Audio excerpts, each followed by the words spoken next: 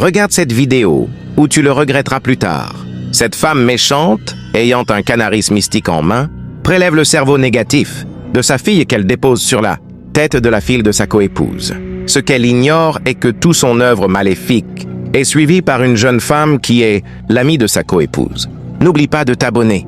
D'un même geste, elle prélève le cerveau positif de la fille, de sa coépouse qu'elle dépose sur la tête de sa propre fille. Aussitôt, celle-ci reçoit un changement mystérieux.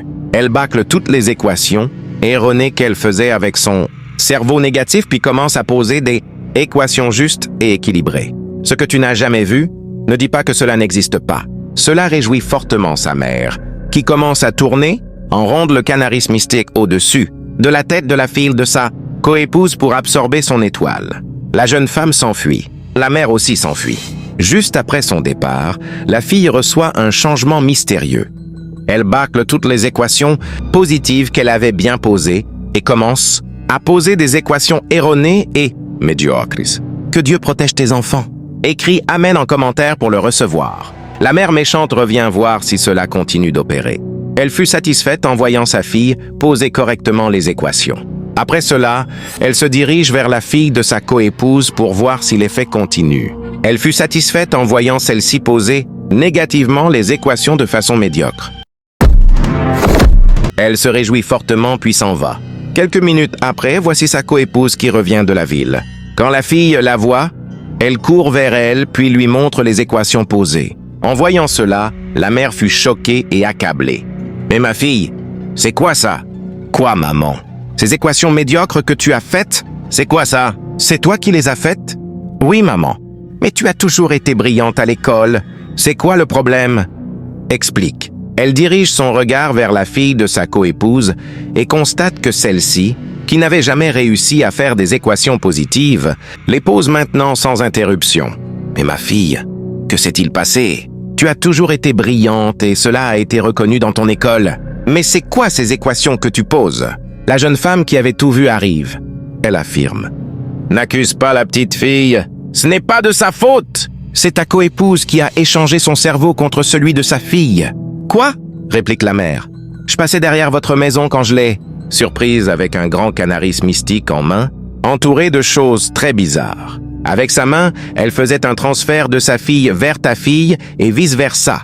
Je me suis dit sûrement qu'elle échangeait l'intelligence des enfants. En écoutant ces paroles, la mère n'arrive plus à contenir sa colère. Elle se lance dans des cris. Que Dieu nous protège des mauvaises personnes. Écris Amen en commentaire. N'oublie pas de t'abonner. C'est qui cette femme? Elle me veut quoi finalement? Crie-t-elle. Pendant qu'elle criait, la jeune femme lui promet de ramener le canaris mystique qu'avait utilisé sa coépouse. Quelle audace! Écris Jésus-Christ en commentaire. Qui a conseillé cette femme à mon mari? Ma fille! La jeune femme revient avec le canaris en main. Tu vois le canaris? C'est comme je te l'avais dit. Elle souffle fortement et dit « Je vais prier pour ma fille !»« Donc tu sais prier? »« Oui, je prie !» Aussitôt, la femme méchante sort de son coin et s'approche. « C'est quoi ça? Attends! Qui t'a demandé de prendre ma chose? Tu es méchante, sorcière. » Coépouse, tu as fait quoi à ma fille? Ma fille a toujours été plus brillante que la tienne. Je n'ai rien fait à ta fille. L'heure de son intelligence a sonné. Tu penses que j'ai fait quelque chose? Je n'ai rien fait à part remercier mes ancêtres. Tu vas regretter ce que tu as fait. Toi, la jeune femme, je t'avertis, j'aime pas qu'on fouille dans mes affaires. Celle-ci répond que si elle continue de parler, elle va briser le canaris mystique. Non, t'inquiète pas, mon Dieu va gérer. Je vais prier pour elle et tu vas voir. La méchante femme se déplace vers sa fille. L'autre femme retire le stylo de la main de sa fille et lui déclare ceci. « Écoute ma fille, je suis ta mère. Tu as fait 9 mois dans mon ventre. Je vais prier pour toi et tu seras libérée. Au nom puissant de Jésus-Christ, je prie pour que ton intelligence te revienne. Peu importe où elle est maintenant, je déclare qu'elle te revient au nom puissant de Jésus-Christ. Que ton intelligence te soit retournée maintenant. » Aussitôt, le cerveau positif de la petite fille revient. Elle le sent. La mère aussi. Celle-ci lui ordonne de commencer à écrire. Si tu crois que rien n'est impossible à Dieu, écris « Seigneur, je te fais confiance ». Quand la petite fille saisit son stylo, elle commence à bien poser les équations de façon exacte et correcte. La mère se réjouit. Elle saute de joie et affirme « Ça, c'est ma fille. Mon Dieu est trop fort. Je te l'avais dit, ma copine. Voilà mon Dieu en action. N'oublie pas de t'abonner et de laisser un commentaire pour louer Dieu. La mère, après avoir sauté de joie, demande à sa fille de rentrer à l'intérieur. Tous s'en vont. Voici le cerveau négatif de la fille de la méchante femme qui revient. Elle commence à écrire des équations fausses et erronées, ce qui étonne sa mère. Cette histoire nous montre que le mal ne cherche pas seulement à détruire ce que tu as, mais ce que tu es. Ici, une femme a préféré échanger l'intelligence de l'enfant d'une autre pour élever la sienne. Elle a utilisé des pratiques obscures pour voler une étoile, une destinée, une lumière. Mais ce qu'elle a oublié est qu'aucune puissance des ténèbres ne peut surpasser la puissance de Dieu. Ce qu'elle a oublié, c'est que Dieu voit tout, entend tout et agit toujours au bon moment. Toi qui lis ceci, retiens ceci. Tout ce qui est volé spirituellement finit toujours par retourner à son propriétaire légitime. La bénédiction d'un enfant ne vient pas des hommes, elle vient de Dieu. La destinée ne se transfère pas, elle se protège. C'est pourquoi, en tant que parent, intercesseur ou croyant, tu dois prier pour ceux que tu aimes. Le monde est profond.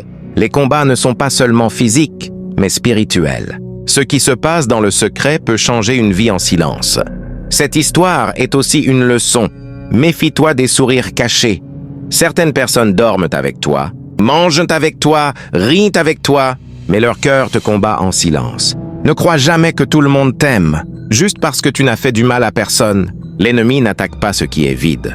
Il attaque ce qui porte une grande destinée. Mais écoute-moi, aucune manipulation, aucune sorcellerie, aucun échange, aucune chaîne spirituelle ne peut résister à la prière d'une mère sincère, d'un cœur pur ou d'un enfant de Dieu. Quand la mère a invoqué le nom puissant de Jésus-Christ, le cerveau de sa fille lui est revenu instantanément.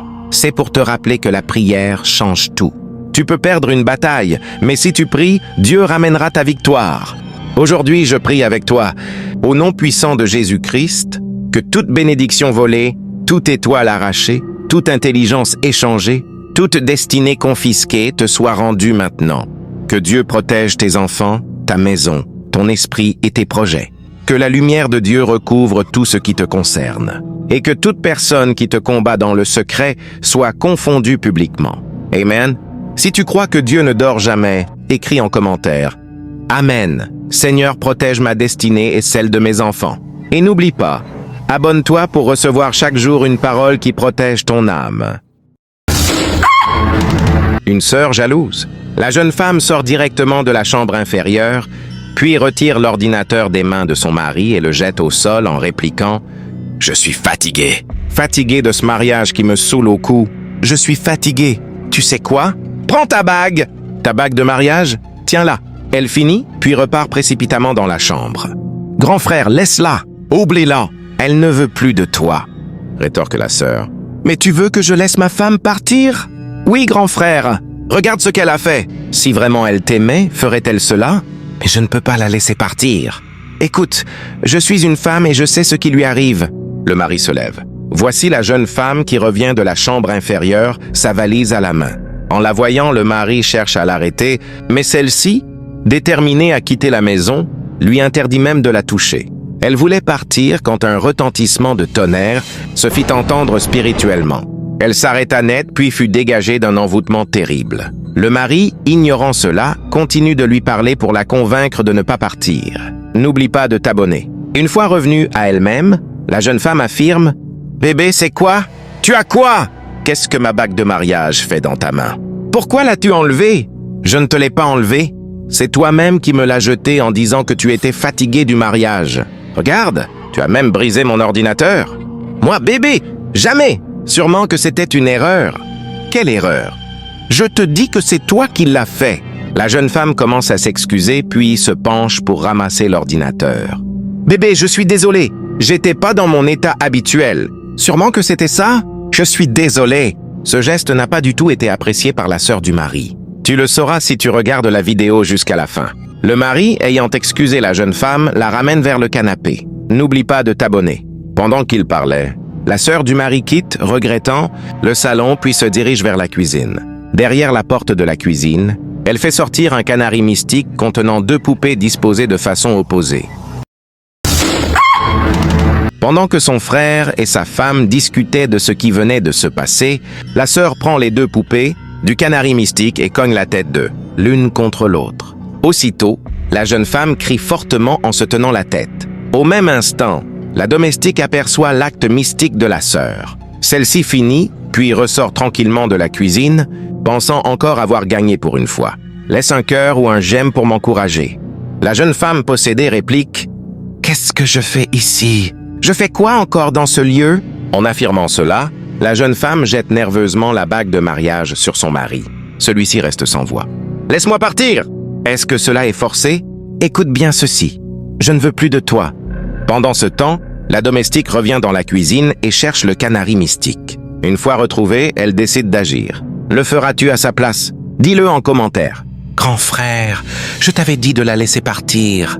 Elle va te faire du mal. La jeune femme ne se contrôle plus. Elle décide de partir. Mais voici la domestique qui sort en criant.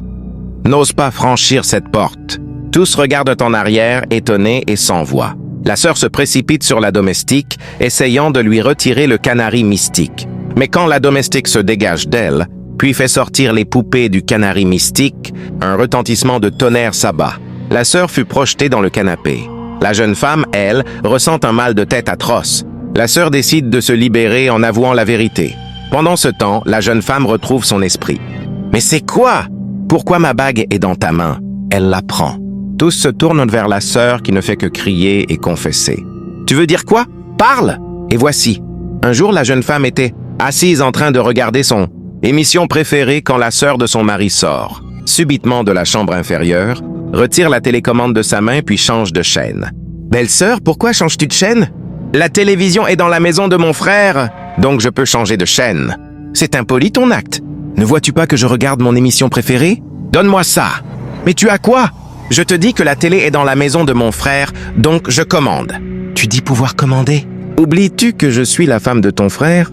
Ici, c'est la maison de mon mari, donc laisse-moi la commande. C'est quoi? Je ne veux pas bavarder. Va chercher quelque chose à faire pour mon frère. Tu sais, tu me fais pitié. Toi, à ton âge, tu n'es pas encore marié. Et pire, tu vis encore dans la maison de ton frère et tu cherches à dominer. Va te marier et fous-moi la paix. Paresseuse, donne-moi la commande. Ces mots ont attiré le démon dans la tête de la sœur. En écoutant sa confession, son frère crie fortement. « Quoi? Sœurette, c'est impossible! Comment toi, ma sœur, t'attaquer à ma femme pour une histoire de télécommande? Jusqu'à détruire mon mariage? Qu'est-ce qui t'a poussé à agir ainsi contre moi? Toi, ma sœur. Grand frère, je suis désolé. Comprends-moi. Je suis aussi une femme. Ce qu'elle m'a dit m'a choqué. Comment cela? Même si cela t'a choqué, est-ce une manière d'agir? En décidant de détruire le mariage de ton frère, le comble s'installe. La jeune femme prend la parole en disant « Mes belles sœurs, juste pour ces paroles que j'avais prononcées, j'ai juste parlé sans vraiment te rabaisser. C'est parce que tu as de la chance d'être encore devant moi que tu parles ainsi. Je ne regrette rien, » affirme la sœur. Cette déclaration bouleverse profondément le mari. Une fois excusé auprès de sa femme, le mari ouvre grandement la porte à sa sœur pour qu'elle sorte de sa maison. La sœur commence à s'excuser. « Laisse-moi te dire que je viendrai au village pour tout raconter à maman et à papa. C'est parce que j'ai voulu t'aider que tu me remercies de la sorte. Sors et va-t'en au village. Penses-tu que le frère a bien agi? Dis-le en commentaire et n'oublie pas de t'abonner. » La jalousie est un poison silencieux qui détruit tout sur son passage. Elle se glisse dans les cœurs faibles, se nourrit de la colère et finit par transformer l'amour en haine. Ce que tu viens de voir dans cette histoire n'est pas simplement une scène familiale, mais une leçon profonde sur la puissance du mal. Lorsqu'il trouve une porte ouverte dans le cœur de l'homme, une femme aveuglée par la rancune a laissé la jalousie prendre le dessus sur la raison. Par simple orgueil pour une parole dite sous la colère, elle a voulu détruire le foyer de son propre frère. Et pourtant, elle connaissait la paix que ce foyer vivait. C'est ainsi que le diable agit. Il ne frappe pas de loin. Il passe souvent par ceux qui nous sont les plus proches. Combien de foyers ont été brisés à cause des mauvaises paroles d'un proche? Combien de mariages ont souffert à cause de la jalousie d'un frère, d'une sœur ou d'un ami? La Bible dit « Surveille ton cœur plus que toute autre chose, car de lui viennent les sources de la vie. » Proverbe 4, 23. Là où il y a jalousie, le diable a déjà trouvé un siège. Cette histoire nous enseigne aussi qu'il faut faire très attention à nos paroles. Une simple parole prononcée sous la colère peut blesser, humilier et semer un mal difficile à réparer. La jeune femme ne savait pas que ces mots allaient déclencher la fureur de sa belle-sœur et attirer le mal dans son foyer. Voilà pourquoi il est écrit « La mort et la vie sont au pouvoir de la langue ». Proverbe 18, 21. Femme, homme, mari, épouse, apprenez à fermer la porte à la colère. Quand tu sens que ton cœur s'échauffe, tais-toi, prie, et laisse Dieu agir. Le silence, parfois, est une plus grande victoire que la parole. Et toi qui vis sous le toit de quelqu'un, souviens-toi, la maison de ton frère n'est pas la tienne. Le respect et la reconnaissance doivent précéder toute chose. Vouloir dominer là où tu n'as pas été appelé, c'est t'exposer à la honte et à la perte. Mais cette histoire nous montre aussi que Dieu ne dort jamais. Quand la méchanceté s'installe, la lumière finit toujours par la démasquer. Le tonnerre spirituel qui a éclaté symbolise la justice divine. Dieu agit toujours au moment opportun, car rien ne lui échappe. Ce que la sœur voulait cacher dans les ténèbres fut révélé en plein jour. Alors fais attention à ce que tu sèmes, car ce que tu donnes finira toujours par te revenir. Le mal que tu souhaites à autrui te rattrapera tôt ou tard. Et le bien que tu fais, même dans le silence, te sera rendu 100 fois. Si aujourd'hui ton foyer est en crise, ne cours pas vers les hommes, mais vers Dieu. Si ton frère ou ta sœur te provoque, garde ton calme. Si ton mariage traverse la tempête, souviens-toi que même les vagues obéissent à Jésus. Ce n'est pas par la force, ni par la vengeance, que l'on bâtit la paix, mais par la prière, la sagesse et le pardon. Prions. Seigneur, apprends-nous à dominer notre colère, à ne pas céder à la jalousie ni à l'orgueil. Ferme les portes que le diable essaie d'ouvrir dans nos vies. Restaure les foyers détruits. Purifie les cœurs blessés. Et donne-nous la force de pardonner là où la douleur a pris place. Souviens-toi, le mariage n'est pas un champ de bataille, mais une école de patience et d'amour. Et la famille ne doit jamais être une source de division, mais un refuge de paix. Si cette histoire t'a touché, tirant une leçon, ne laisse jamais la jalousie décider à ta place. Car ce que la haine détruit, seul l'amour peut le reconstruire.